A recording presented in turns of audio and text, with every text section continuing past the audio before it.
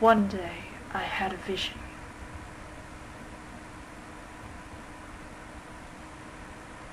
I would watch this movie, and everyone in the world would follow.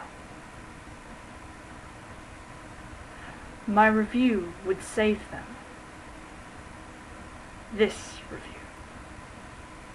You came here to watch it. Hey everyone, today I've got your 300 Rise of an Empire movie review. 300, which was directed by Zack Snyder, has finally got a sequel called 300 Rise of an Empire, which Zack is only producing, leaving the directing for someone else. Well, I was really excited to see this movie when it came out because I thought I absolutely loved 300 and Gerard Butler's sexy, chiseled abs. Hubba hubba.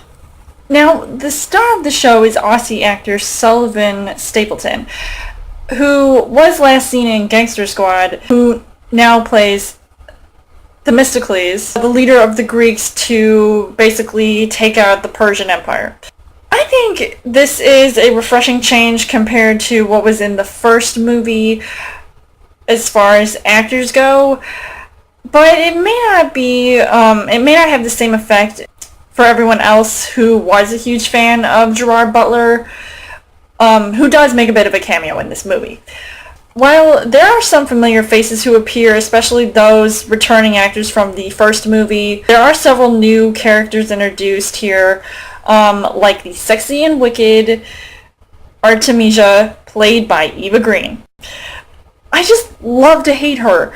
I mean, look at her face. Just stunning. I also knew that she would be cool and evil at the same time. She is just so intriguing, but I just felt like she stood out above all the rest. I mean, come on, they were mostly guys and she was like one chick away. There was another. Especially when she used a certain sexy six-packed leader who she wanted to get what she wanted. Most awkward sex scene ever. She might even give Lena Headey a run for her money. To playing Mama in Dread 2, if they ever make it, that is.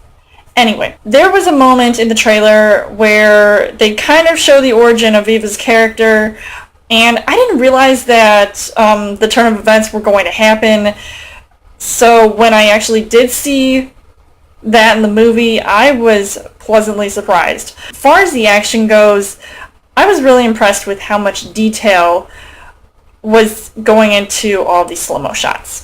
Especially when it was just more violent and bloodier than ever. I mean, come on, it was almost overkill, but at least they just overkill all these dudes, which obviously was expected. And that, I mean, it obviously did have the same feel as the first movie, and it was still entertaining in the end. I'd say my favorite moment in this movie was when the Greeks and the Persians are sort of meeting head-to-head out in the battlefield, or basically out at sea, and they're both on their like ships, and they each have their own armies. Those effects were just really cool, and I'm mad I didn't get to see this in 3D, so did any of you see it in 3D? Let me know. There were a few surprises along the way as well.